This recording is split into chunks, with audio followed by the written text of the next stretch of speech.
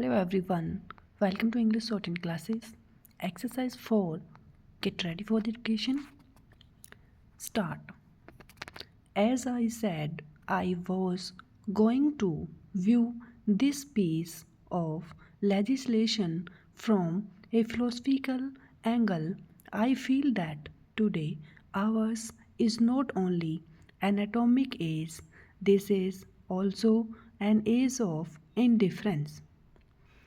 Coupled with that, we now see that it is the age of adulteration, pollution, and age of abject pollution. We find that citizens, even when their interests are concerned, are not interested in trying to eradicate those dangers or defects. Ultimately, the state cannot go beyond a certain point. It is the citizens' rightful vigilance and active involvement which can really do a lot in terms of eradicating some of these social evils. Do we find adulteration only in food articles or only in drinks?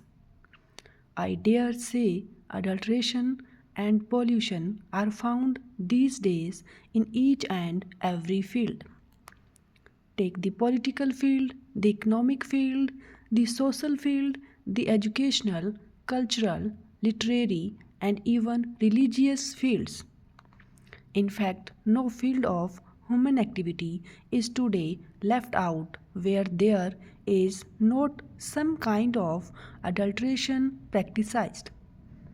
The trouble, therefore, is that when we are sitting in judgment over those food adulterators, we are forgetting that in every walk of life where we have certain things to project or inject into human activity, we are also responsible for a number of such crimes of adulteration. Therefore, I feel that when we look at this problem, we should not forget to look at this problem in its totality also. When it comes to food and drinks adulteration, I want today that it is not only injurious to health but it means slow and systematic and final death.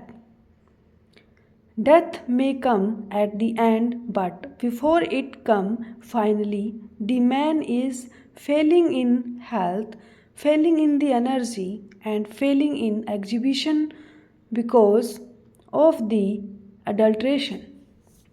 Therefore, I feel that if you want to tackle this problem, then the government must also, through this legislation, do two things. The minister has already made a mention of it. First is the implementation.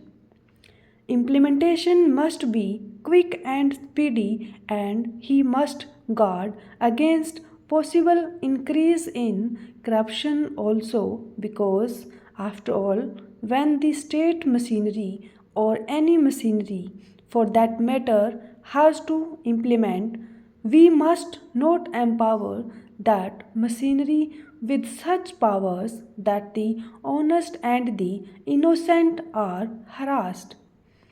I know the minister himself said in the beginning that undue punishment and harassment will not be done to honest traders in this regard.